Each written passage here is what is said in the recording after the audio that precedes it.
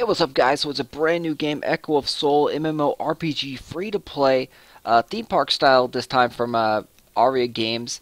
And if you are looking at it, it does kind of remind me again of Phantasy Star Online. You'll probably hear that a lot from me.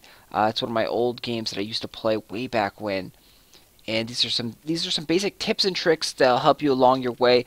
So they've done something very interesting. As we're going to go through certain pictures here, they've done something very interesting. Anti-botting measures is that pretty much 1 through level 59 you get no money really whatsoever, and all the items cost 1 silver from the NPC, meaning that you can actually go and buy potions and scrolls and buffs from the NPC for 1 silver, and then sell all the items and weapons that you pick up for the same 1 silver, and never really have to worry about money. There's nothing in the game early on that requires you to have money. And again, that is an anti-botting measure implemented into the game system, and it seems to work out all right. You get kind of shell-shocked, I hear, as you hit level 60, because everything now starts costing a lot of gold, a lot of silver. 1,000 silver is 1 gold, so that's something to note. But early on in the game, definitely make sure and use the buffs, use the potions, spam those things. They are very cheap and pretty much free. 1 silver again for everything in the shop. So make sure you load up, and once you get higher potions, sell your old potions to the NPC and buy the new higher potions. You won't lose any money whatsoever because you'll sell all your old potions that cost 1 silver each, and they're going to give you 1 silver for those guys, and you'll just buy the new ones again for 1 silver each. So that is a very cool feature, a huge trick that you definitely want to know. You can also take 3 different types of classes. Everyone can become a cook. Everyone can become a soul processing person. And then now you have 3 choices. You can become a jeweler, you can be an alchemist, or you can become a resource collector. Those are the 3 proficiencies that are choosable in this game.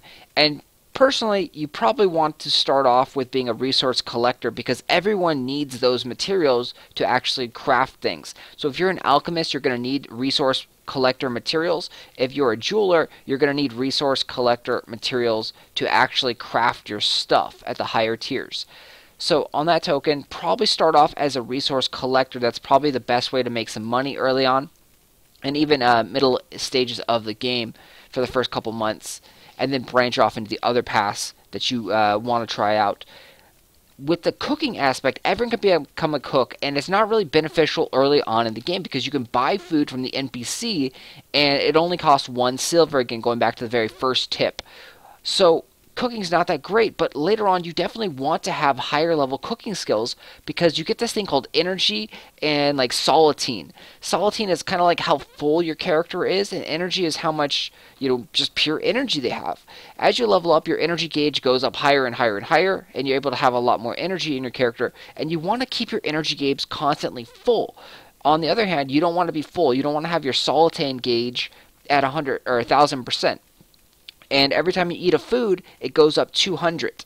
It slowly goes down over time, so you can actually stay logged in, and it'll decrease fairly rapidly over time, and you can pop constant food over and over again, and raising your energy level up to max or near to max. And the reason you want to raise your energy level up to max or near to max is you're going to actually get 10% HP and strength bonus at max, or near max. And as you go up, as you start off, you're going to get 2% for being, somewhat energized. And then you grow it, you're going to get 4%, 6%, 8%, 10% energy.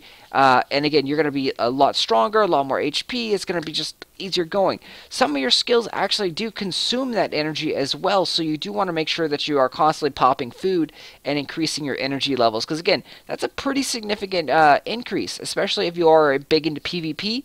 And if you are fighting someone who has 10% more HP and 10% stronger than you, that's going to be a lot of extra damage that they're going to do, and a lot more HP that they're going to have versus you. So you're probably going to lose out, especially if you're evenly skilled in PvP there. So definitely a huge tip right there. Make sure that you eat. Make sure that you consume and create your own food as well, because you want to level that food cooking skill up so you can make better, stronger foods, so you can consume and get a lot more energy at a faster rate. The other big tip is you're going to get these souls. So if you ever played a game like Dark Souls or anything like that, every time you kill a monster, you're collecting the monster's soul and its power. In order to harness that power, you have to actually take it to a purification device and purify it. Or, which is better, what you want to do is you want to take it to another player and right-click the player and do a co-op purification, which means that you get more souls from them.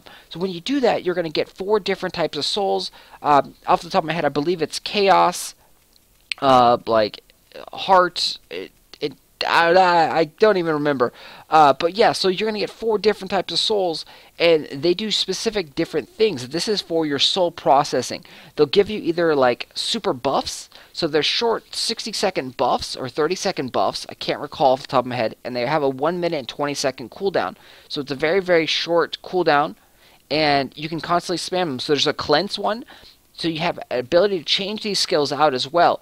You can change them out from the offensive buffs to the cleansing, like all purification buff. So if you're stunned or slowed or any kind of like trouble like that, you can quickly change out your buff. It's down in the bottom left hand corner of the UI. You'll have your skill bar down here. You'll have your like color icon over here. There's red, green, yellow, and I believe blue. And so typically the green one is the cleanse buff. And so again, you'll be able to cleanse yourself and get out of any status effects like that. It doesn't cost. It really doesn't cost anything. You get these purification souls, and every time you purify, it goes into one of those 4 categories. Again, like hope, courage, innocence, or things like that. And you want to constantly use them, spam them, because they'll give you additional 20% EXP for one, and plus all the other bonuses. Like I said, the green one is a cleanse. The red one is like pure just attacking power, additional, say, 20% attack.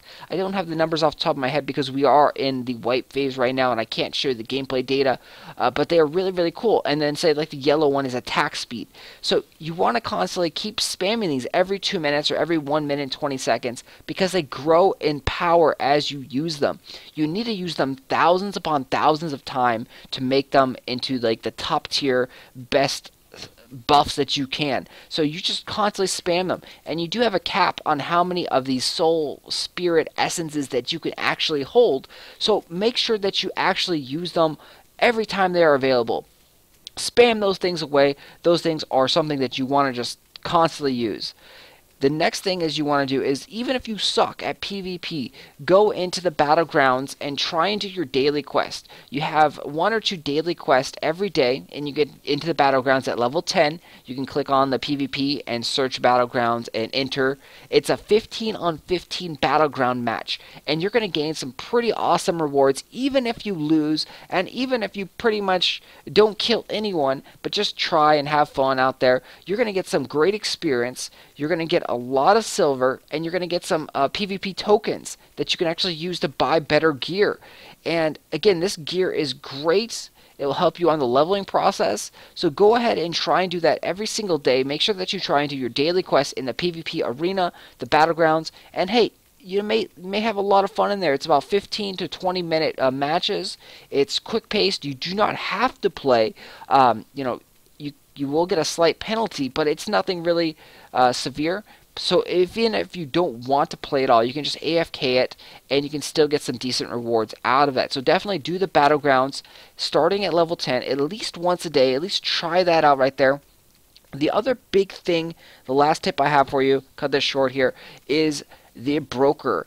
There isn't really much brokers in the world. They're only in the main hub cities and like the medium small towns, the larger ones. So it took me around 20 levels to find the first capital city and actually find the first broker. The broker is a straight up 24-hour listing, and it takes 5% commission to actually list. Approximately 5% commission. We are talking about closed beta right now, so it may change. Approximately 5% commission to list it, and then when you sell it, you actually lose 5% to the commission sales as well. So they are quite pricey, but yeah, the brokers are very, very important. That's how you trade and sell items. That is something that you definitely want to get familiar with, because typically, me personally, I make all my money in the broker trade shop avenues, and it's a great way to make money. So you're all like, what you're going to want to be selling and what people are really going to want in this game is these gemstones. You pick up gemstones for killing monsters and completing quests and doing PvP and such like that. You'll get these gemstones, and you combine all these gemstones together to make stronger ones. So if you have like 6 red ones, those are the weapon gemstones. You combine them, they're called like dull gemstones or something, and then at level 60 they have a different tier of gemstones. So you combine these guys, 2 of them to make a +2, 2 more of those +2s to make a +3, 2 more of those +3s to make a +4, and as you keep going up, you start getting awesome graphic effects on your weapons, and those things give more power. So if it's a red one, it's going to give you more power. Your weapon will have a shiny aura around it. I'm going to try and find you a image here. We are on the Echo of Soul Facebook. Yeah, so they give you awesome auras around your weapons. So you'll notice here, so like these shiny glowing things around your weapon, that would be like, say, a +7 or +8 gemstone on your weapon, and that will make it a lot stronger. If you get it higher up like that, there's a slight chance of breaking and losing one of the stones, because when you combine them, you combine a +8 and a +8. They have to be 2 of the exact same stones. You can also extract the stones from your weapons, so make sure that you never sell a weapon that has a gemstone on it, and always extract it and take it out for your next weapon. So definitely do not forget to take out the gemstone. It is 1 silver. Again, going back to the very first tip, everything in the game costs 1 silver under level 60. So make sure that you extract that gem, take it out, and then use it again and combine it up to your next weapon. So there it is, the quick and dirty tips and tricks for you. If you have any other tricks, cheats, hacks, whatever you want to throw down in the comment section. Thanks for watching, guys. I will bring you some more high-level gameplay and level 60 tips as we get there as well. So enjoy.